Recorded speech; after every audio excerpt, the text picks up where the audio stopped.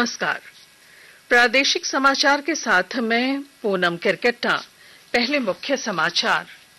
प्रधानमंत्री नरेंद्र मोदी ने कहा, संसद के मॉनसून सत्र के दौरान सरकार सार्थक चर्चा और सभी प्रश्नों के उत्तर के लिए है तैयार। केंद्र ने कहा, कोविड टीकाकरण अभियान में लिंग, सामाजिक आर्थिक वर्ग या निवास स्थान के आधार पर कोई भेदभाव नहीं, सभी नागरिक मुफ्त टीकाकरण के हकदार। डीजीपी ने इनामी नक्सली शनिचर सुरीन एनकाउंटर में शामिल डीआईजी, एसपी सहित 26 जवानों को किया सम्मानित। कहा, नक्सलियों के खिलाफ लगातार चलेगा अभियान। और विधानसभा परिसर में मना 72वां राज्य स्तरीय वन महोत्सव, मुख्यमंत्री ने मौजूदा पर्यावरण बदलाव में पौधरोपण पर दिया जोर। और अब समाचारों में आगे बढ़ने से पहले जरूरी संदेश। देश भर में 18 वर्ष से अधिक आयु के सभी लोगों के लिए सरकारी केंद्रों में निःशुल्क टीकाकरण अभियान चलाया जा रहा है। हमारे युवा श्रोताओं से अपील है कि वे कोविड रोधी टीका जरूर लगवाएं और दूसरों को भी इसके लिए प्रेरित और सहयोग करें। कोरोना महामारी के प्रति आप कोई भी लापरवाही न बरतें, क्योंकि कोरोना अब भी हमारे लिए बड़ा खतरा बना हुआ है। जब तक आवश्यक न हो, घर से बाहर न निकलें और इन आसान उपायों का पालन करें। मास्क लगाएं, 2 गज की सुरक्षित दूरी बनाए रखें, बार बार हाथ धोएं और चेहरा साफ रखें। कोविड से संबंधित जानकारी और मार्गदर्शन के लिए राष्ट्रीय हेल्पलाइन काम कर रही हैं।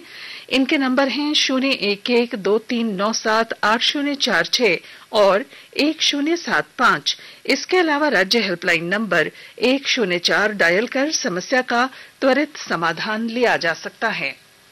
प्रधानमंत्री नरेंद्र मोदी ने कहा है कि संसद के मॉनसून सत्र के दौरान सरकार सार्थक चर्चा और सभी प्रश्नों के उत्तर देने के लिए तैयार है। सत्र से पहले संवाददाताओं के साथ बातचीत में श्री मोदी ने सभी सांसदों और राजनीतिक दलों से सदन में कठिन से कठिनतम प्रश्न पूछने का आग्रह किया। साथियों, ये सदन परिणामकारी हो, सार्थक चर्चा के लिए समर्पित हो। देश की जनता जो जवाब चाहती है, वो जवाब सरकार को देने की पूरी तैयारी है। मैं सभी माननीय सांसदों से, सभी राजनीतिक दलों से आग्रह करूंगा कि वो तीखे से तीखे सवाल पूछें, धारदार सवाल पूछें, लेकिन शांत वातावरण में सरकार को जवाब का मौका भी दें, ताकि जनता जनार्दन के पास सत्य पहुंचाने से लोकतंत्र को भी ताकत मिलती है, जनता का भी विश्वास बढ़ता है और देश की गति भी तेज होती है, प्रगति की। श्री मोदी ने सभी से कोविड दिशा निर्देशों के पालन में सहयोग की अपील की। देश में टीका लगाए लोगों को बाहुबली बताते हुए प्रधानमंत्री ने कहा कि 40 करोड़ से अधिक लोगों ने कोविड वैक्सीन की कम से कम 1 डोज ले ली है। उन्होंने कहा कि बहुत तेज गति से इस काम को आगे बढ़ाया जा रहा है।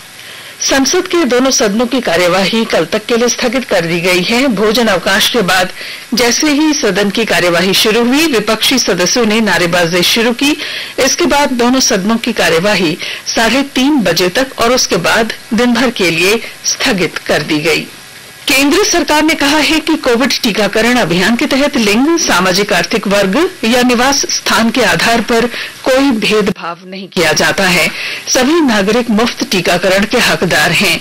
जनजातीय कार्य राज्य मंत्री सुश्री रेणुका सिंह सरूता ने लोकसभा में ये घोषणा की। उन्होंने कहा कि टीकाकरण केंद्रों पर ही पंजीकरण सुविधा के साथ लोगों को टीकाकरण सुनिश्चित करने के सभी प्रयास किए गए हैं।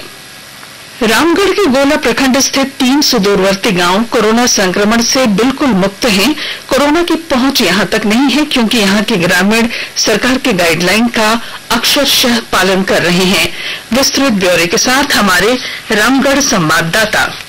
रामगढ़ के गोला प्रखंड स्थित 3 सुदूरवर्ती गांव कोरोना संक्रमण से बिल्कुल मुक्त हैं। कोरोना की पहुंच यहां पर नहीं है, क्योंकि यहां के ग्रामीण सरकार के गाइडलाइन का अक्षरशः पालन कर रहे हैं। रामगढ़ जिले के गोला प्रखंड अंतर्गत नावाडी पंचायत का पुसुआ डी और गोविंदपुर तथा कोराम्बे पंचायत का जोगीदास टोला की आबादी करीब 3000 है और यहाँ के ग्रामीण मूल रूप से ट्राइबल हैं। कोरोना मुक्त इन 3 गांव के ग्रामीण बाहर से आने वाले व्यक्ति को भी सरकार के इस गाइडलाइन का पालन करवाते हैं। हालांकि यहाँ के ग्रामीण कोरोना से बचाव के लिए टीका लेकर टीकाकरण अभियान में भी अपनी दिलचस्पी दिखा रहे हैं। कौशल किशोर तिवारी, आकाशवाणी समाचार, रामगढ़।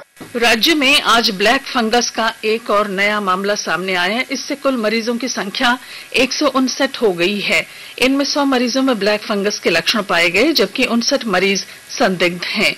स्वास्थ्य विभाग के अनुसार ब्लैक फंगस से राज्य में अब तक 30 मरीजों की मौत हुई है, जबकि 98 मरीज ठीक होकर अस्पताल से डिस्चार्ज हो चुके हैं। वहीं दूसरी ओर झारखंड में कोविड-19 के वर्तमान में कुल 327 सक्रिय मामले हैं। केंद्र सरकार कोविड महामारी के दौरान लोगों की सुविधा के लिए बनाई गई राष्ट्रीय स्तर की हेल्पलाइन नंबर के बारे में लोगों को जागरूक कर रही है। विभिन्न हेल्पलाइन इस प्रकार हैं। कोविड संबंधी सवालों के जवाब के लिए 1075, राज्य हेल्पलाइन 104, महिला और बाल विकास मंत्रालय की चाइल्ड हेल्पलाइन 1098, वरिष्ठ नागरिकों के लिए 14567, मनोवैज्ञानिक सहायता के लिए राष्ट्रीय मानसिक स्वास्थ्य और तंत्रिका विज्ञान संस्थान निम्हांस का नंबर 0804611007, आयुष कोविड परामर्श के लिए 14443 और MyGov WhatsApp help desk number है 9013151515। आकाशवाणी के ताजा तरीन समाचारों के लिए आप हमारी वेबसाइट newsonair.com पर लॉग ऑन कर सकते हैं। ताजा समाचार Twitter handle @AIR News Alerts और Facebook page all India radio news पर भी उपलब्ध है। आप प्रादेशिक समाचार एकांश के ट्विटर हैंडल @AIR News_Ranchi और फेसबुक, इंस्टाग्राम पेज तथा YouTube channel AIR News Ranchi पर भी हमारे बुलेटिन सुन सकते हैं। प्रादेशिक समाचार आप आकाशवाणी रांची से सुन रहे हैं और अब पेश हैं कोरोना से बचाव के कुछ संदेश।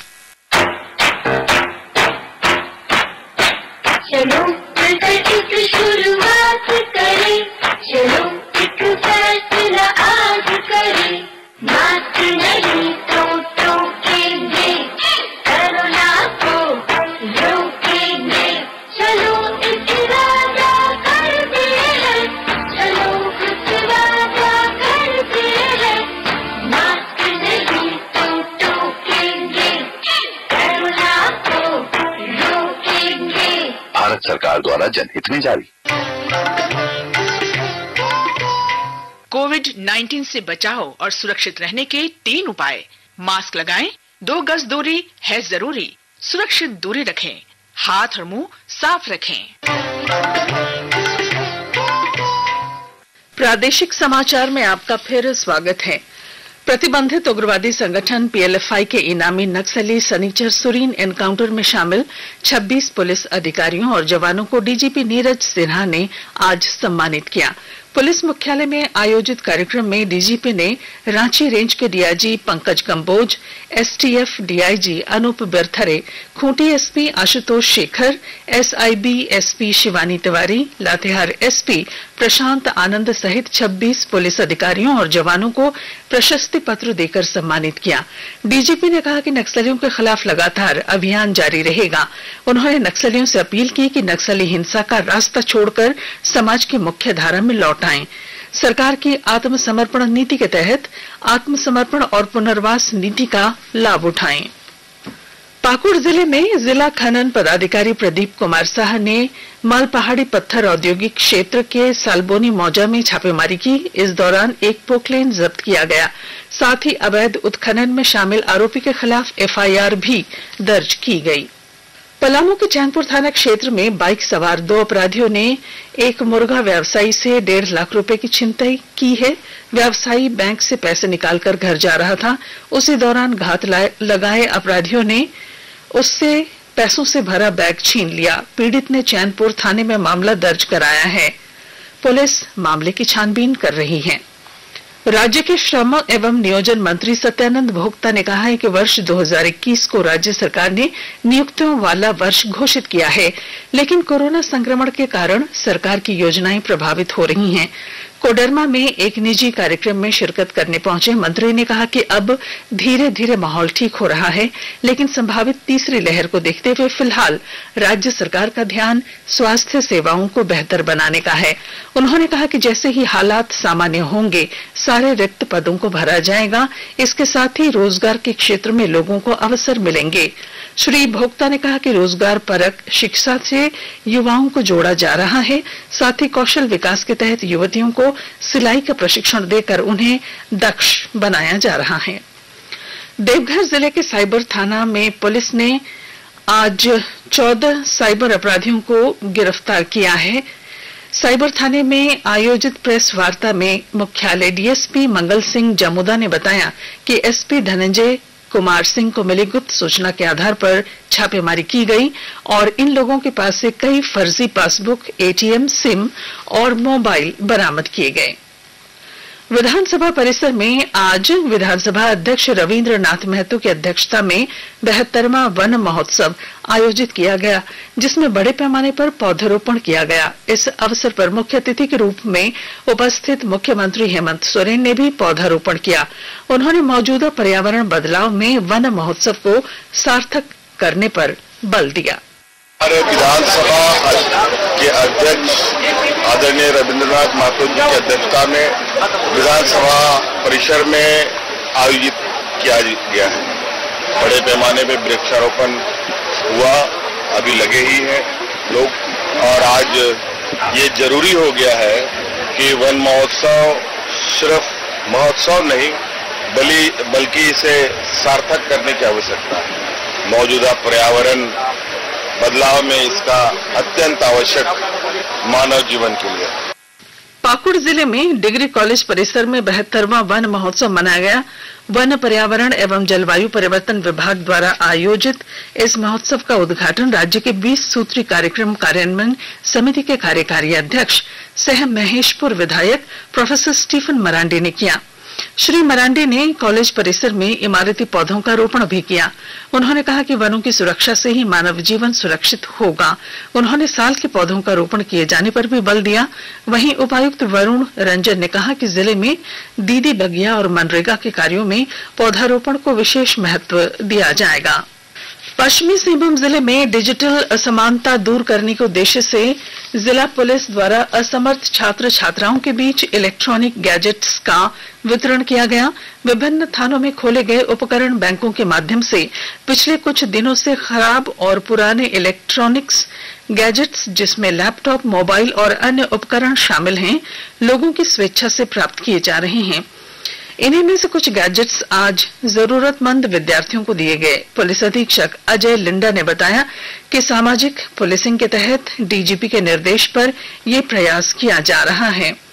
उन्होंने कहा कि इससे न सिर्फ डिजिटल असमानता दूर होगी, बल्कि इलेक्ट्रॉनिक्स कचरे की समस्या से पर्यावरण को होने वाले नुकसान से भी बचा जा सकेगा। कोडरमा के मरकच्चो थाना क्षेत्र से पुलिस ने एक महिला और उसके 3 बच्चों के शव बरामद किए हैं। पुलिस मामले की जांच कर रही है और महिला के ससुराल वाले अपने घर से फरार बताए जा रहे हैं। संक्षिप्त खबरें। गुमला जिले में मुख्य चिकित्सा पदाधिकारी डॉक्टर विजय भेंगरा ने सभी प्रभारी चिकित्सा पदाधिकारियों को बाहर से आने वाले यात्रियों की रैपिड एंटीजन टेस्ट सुनिश्चित करने का निर्देश दिया है। गुमला में जिला शिक्षा पदाधिकारी सह जिला शिक्षा अधीक्षक सुरेंद्र पांडे की अध्यक्षता में शिक्षा विभाग के कार्यों की समीक्षा की गई। रामगढ़ जिले में उपायुक्त माधवी मिश्रा की अध्यक्षता में डीएमएसटी की समीक्षा बैठक हुई। पेट्रोल, डीजल और रसोई गैस की कीमत में बढ़ोतरी के खिलाफ कांग्रेस की ओर से प्रायोजित राज्यव्यापी कार्यक्रम के तहत पेट्रोल पंप में हस्ताक्षर अभियान चलाया गया और सरायकेला खरसावां जिले में बकरीद पर्व को लेकर सभी थानों में शांति समिति की बैठक आयोजित की गई। और अब क्रिकेट।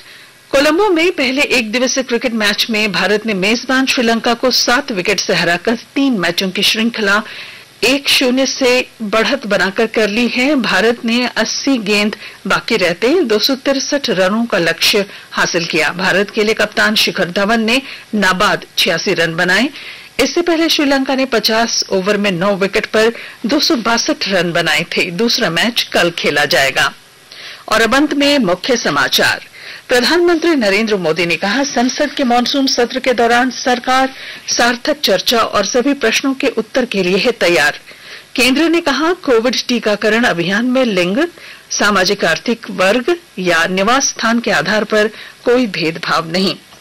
डीजीपी ने इनामी नक्सली शनिचर सुरीन एनकाउंटर में शामिल डीआईजी, एसपी सहित 26 जवानों को किया सम्मानित। और विधानसभा परिसर में मना 72वां राज्य स्तरीय वन महोत्सव। और इसके साथ ही आकाशवाणी रांची से प्रादेशिक समाचार का ये बुलेटिन समाप्त हुआ। नमस्कार। घर में रहिए, सुरक्षित रहिए और सुनते रहिए आकाशवाणी।